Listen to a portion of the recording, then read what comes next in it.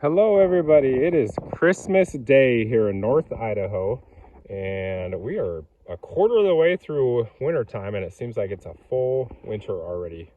This is our second winter in the camper. We have a family of 5, 3 kids, and I am going to show you how we survive. Alright, look at all this snow piling up. Obviously we have our camper all the way skirted.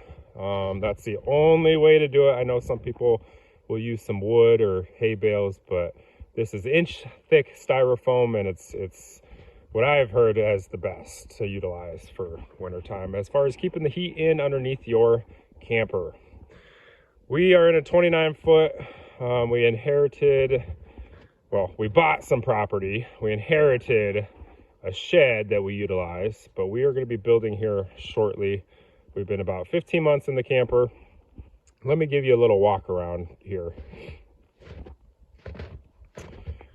The styrofoam is about 27 inches tall. So we are, I don't know, 2/3 of the way up that now. We probably have a solid 2 feet out here on the property. But here is how we have come to understand the ins and outs of wintertime. I keep my battery charged just with a little trickle charger. It just keeps some nice good juice in the battery. I'll let that charge up for about 24 hours and then take it off. But wintertime, you just suck the battery. We have 3 propanes, 1 as a refill here, 2 underneath the hood. But it's important to keep propane on hand all the time. We try not to utilize this for heat very much, but we do have to rely on it a little bit here and there as well. This is, like I said, the second time using our skirting this past 15 months. So there's a couple little repairs here and there from windstorms and dogs banging into it and whatnot, but I just use heat tape around it. Get up nice and close here. Use heat tape around, seals nice and tight. It really likes to stick to that metal and then the styrofoam as well. This is 8-foot section of styrofoam. I have the wheel wells covered as well. Again, just kind of pieced together just to keep the drafts out. I have another 1/4 inch styrofoam on the inside that I tucked as well. Here is where we have all the plumbing, and I changed this up a little bit actually in the last couple days. So our power is here to a pedestal. Our water is over there. If you don't know, you have to keep your hoses completely dry. Not a speck of water in there or else it's going to freeze up. But this is our hydrant, and it's about 25 feet over to our water tank over here. So I just hang the hoses in the shed. There's our end right there. We go through water about every 3 days.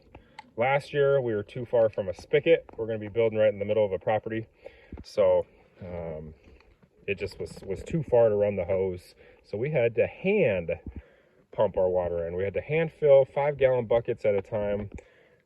Get a big old diesel oil type of funnel stuck in there to get water in our tank.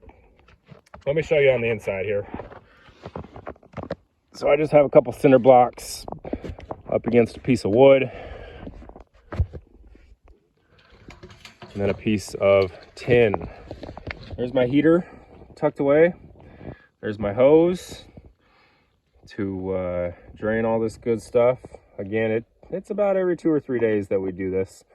But that heater is important just to run at the smallest, I don't know, 40 degrees. I think this one's set at a low temperature of 45, just to keep a little bit of heat going. Again, this is just important to keep the drafts out.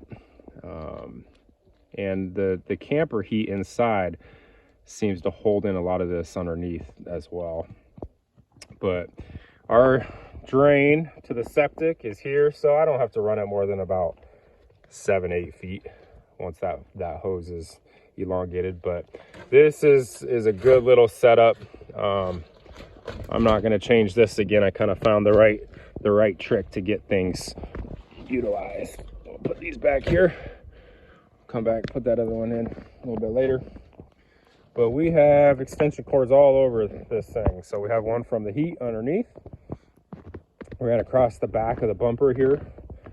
And we do have Christmas lights up on the camper, all from one outlet. So Christmas lights run up the camper all the way along. You can see all the snow on the roof.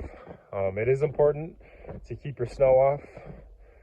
It is going to get very cold here in the next couple of days, so I'm not concerned about this foot that we have on top. But the second I see that temperature start to rise, I'm going to come out here and get it all shoveled up. Again, use the heat tape along. I seal the edges. Just any little speck of air that can fit through the smallest little nook or cranny. I even do it underneath the steps here. And then I use a little bit of foam to seal those gaps. But it's an adventure. We're having fun. Again, we did this last year, so we know how to survive. But the basics: keep your hoses dry, keep some skirting around the base of the camper, keep your batteries charged up all the time, keep spare propane bottles on hand. You never know when your power is going to go out. But so far, so good. We're surviving, having fun. Again, this is winter in North Idaho. Anybody has any questions, give me a shout. Otherwise, good luck on your camping adventure, and this is the way that we survive winter.